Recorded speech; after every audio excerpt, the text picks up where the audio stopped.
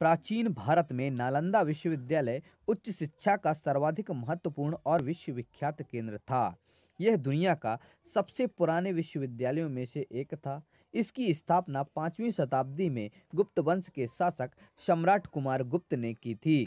यह विश्वविद्यालय पटना में, जो वर्तमान बिहार में है, राज्य से 88.5 किलोमीटर दक्षिण पूर्व और राजगीर से 11.5 किलोमीटर उत्तर में एक गांव के पास स्थित था। नालंदा शब्द संस्कृत के 3 शब्द ना प्लस आलम प्लस दा से बना है। इसका अर्थ ज्ञान रूपी उपहार पर कोई प्रतिबंध न रखना से है। नालंदा की लाइब्रेरी में तकरीबन 90 लाख पांडुलिपियां और हजारों किताबें रखी हुई थी। नालंदा विश्वविद्यालय को दूसरा सबसे प्राचीन विश्वविद्यालय माना जाता है तक्षशिला के बाद। क्या आप जानते हैं कि ये 800 साल तक अस्तित्व में रही?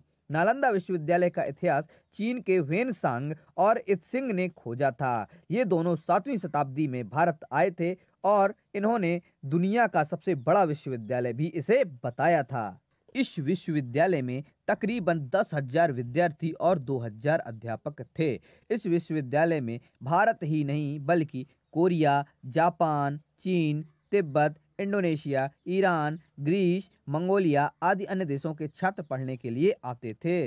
नालंदा में ऐसी कई मुद्राएं मिली हैं जिससे ज्ञात होता है कि इसकी स्थापना 5वीं शताब्दी के गुप्त वंश के शासक कुमार गुप्त ने की थी। इस विश्वविद्यालय को बनाने का उद्देश्य ध्यान और आध्यात्म के लिए स्थान को बनाने से था और ऐसा कहा जाता है कि गौतम बुद्ध खुद कई बार यहाँ आए और रुके भी थे। नालंदा विश्वविद्यालय की लाइब्रेरी 9 मंजिल की थी और इसके 3 भाग थे, रत्नरंजक, रत्नोदधि और रत्नसागर। क्या आप जानते हैं कि इसमें धर्मगूंज नाम की लाइब्रेरी भी थी? इस विश्वविद्यालय में हर्षवर्धन, धर्मपाल, बसुबंदी, धर्मकीर्ति, आयुर्वेद और नागार्जुन आदि कई अन्य विद्वानों ने पढ़ाई की थी। उस समय यहाँ literature, astrology, psychology, law, astronomy, science, warfare, इतिहास, मैथ्स, आर्किटेक्चर, भाषा विज्ञान, इकोनॉमिक, मेडिसिन आदि कई विषय पढ़ाए जाते थे, जो आज के विश्वविद्यालयों में भी पढ़ाए जाते हैं। सबसे खास बात इस विश्वविद्यालय की यह थी कि कोई भी फैसला सबकी सहमति से लिया जाता था, यानी अध्यापकों के साथ छात्र भी अपनी राय देते थे।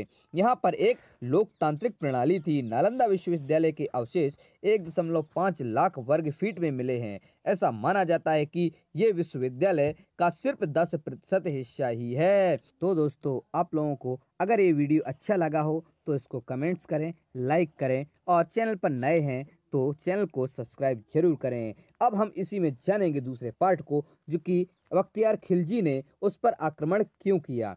जब बख्तियार खिलजी ने उत्तर भारत में बौद्धों द्वारा शासित कुछ क्षेत्रों पर कब्जा कर लिया था और वह काफ़ी बीमार पड़ा, तब उसने अपने हकीमों से काफ़ी इलाज करवाया, मगर वह ठीक नहीं हो सका और मरणासन्न स्थिति में पहुंच गया। तभी किसी ने उसको सलाह दी कि वह नालंदा विश्वविद्यालय के आयुर्वेद विभाग के प्रमुख आचार्य राहुल श्रीभद्र को दिखाए और इलाज करवाए, परंतु खिलजी इसके लिए तैयार नहीं था। हकीमों पर ज्यादा भरोसा था और वह यह मानने से तैयार नहीं था कि भारतीय वैद्य उसके हकीमों से भी ज्यादा ज्ञान रखते हैं।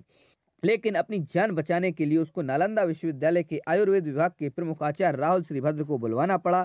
फिर बख्तियार खिलजी ने वैद्य राज्य के सामने एक अजीब सी शर्त रखी और कहा कि मैं उनके द्वारा दी गई किसी भी प्रकार की दवा नहीं खाऊंगा, बिना दवा के वो उसे ठीक करें। वैद्य राज ने सोचकर उसकी शर्त मान ली और कुछ दिनों के बाद वो खिलजी के पास एक कुरान लेकर पहुंचे और कहा कि इस कुरान की पृष्ठ संख्या इतने से इतने तक पढ़ लीजिए, ठीक हो जाएंगे।